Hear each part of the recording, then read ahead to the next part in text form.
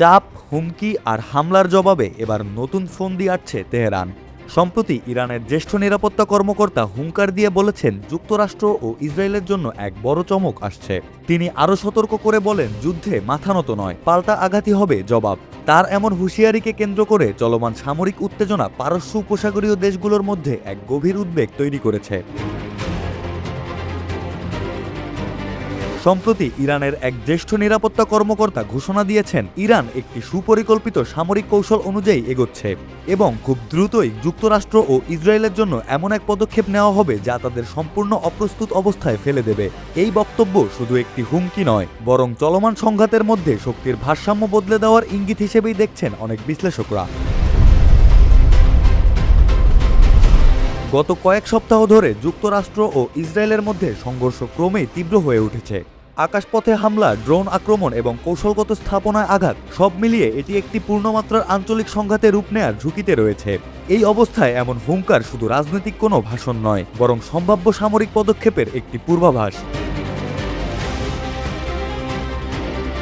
বিশ্লেষকরা মনে করছেন, ইরানের এই চমক কয়েকটি ভিন্ন রূপ নিতে পারে।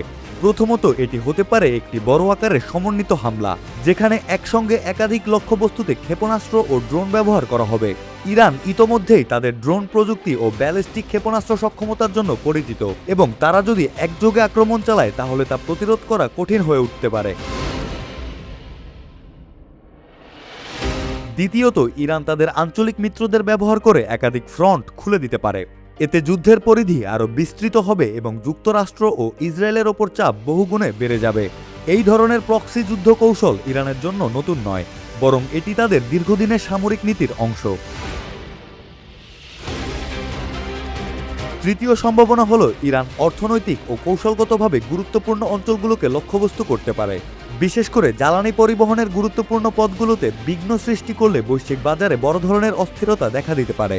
এতে সরাসরি সামরিক সংঘর্ষের বাইরেও একটি বড় ধরনের আন্তর্জাতিক সংকট তৈরি হতে পারে।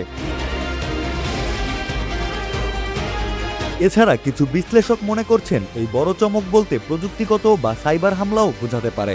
আধুনিক যুদ্ধে এখন সাইবার আক্রমণ একটি শক্তিশালী অস্ত্র হিসেবে ব্যবহৃত হচ্ছে।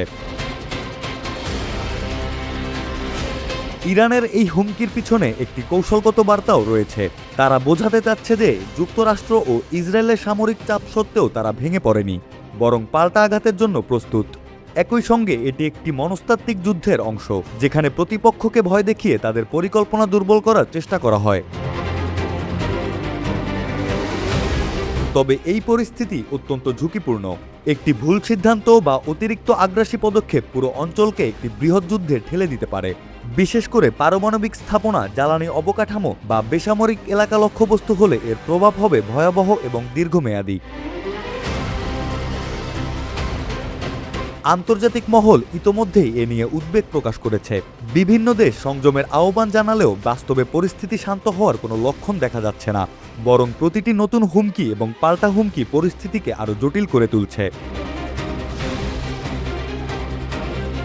পরিস্থিতি এখন এমন এক বিপজ্জনক মোড়ে দাঁড়িয়ে যেখানে পরবর্তী আঘাতই ঠিক করে দিতে পারে যুদ্ধের গতি। ইরান একের পর এক অগ্রাসনের মুখেও ভেঙে পড়েনি, বরং আরও সংগঠিত, আরও হিসাবী হয়ে উঠেছে তাদের প্রতিরোধ। কখন আর কিভাবে সেই বড় চমক নেমে আসবে সেদিকেই নজর এখন সারা বিশ্বের।